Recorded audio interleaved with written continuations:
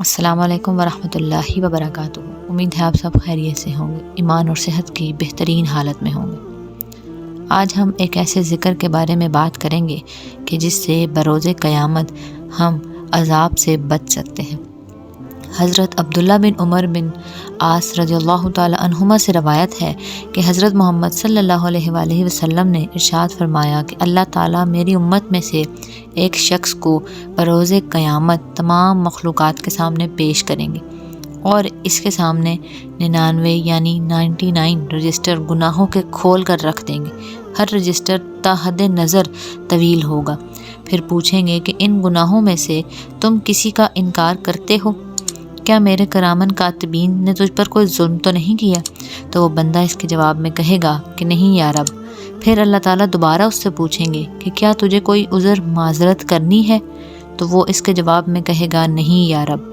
تو اللہ تعالیٰ فرمائیں گے ہاں تیری ایک نیکی ہمارے پاس موجود ہے، تجھ پر آج کوئی ظلم نہیں کیا جائے گا۔ چنانچہ کاغذ کا ایک ٹکڑا نکالا جائے گا جس میں اشہد اللہ الہ الا اللہ و اشہد ان محمد عبدہ و رسولہ لکھا ہوا ہوگا، اور اس شخص سے کہا جائے گا کہ اپنے اعمال کے وزن کو دیکھنے کے لیے آگے ہو جا۔ تو جب وہ شخص آگے ہوگا تو وہ دیکھ کر حیران ہو جائے گا اور کہے گا کہ یا اللہ، یہ ایک کاغذ کا ٹکڑا ان رجسٹروں کے مقابلے میں کیا وزن رکھتا ہے؟ تو اللہ تعالیٰ فرمائیں گے کہ تجھ پر کوئی ظلم نہیں کیا جائے گا۔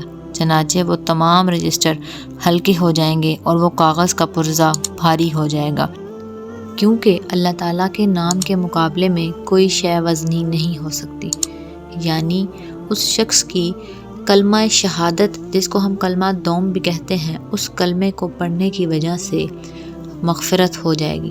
اللہ تعالیٰ اس کو بخش دے گا اور اس پر اس دن کوئی بھی عذاب، کوئی بھی سزا اس شخص کو نہ دی جائے گی۔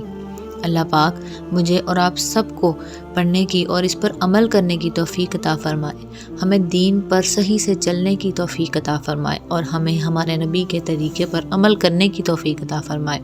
آمین بجاہ النبیین صلی اللہ تعالی علیہ وآلہ وسلم۔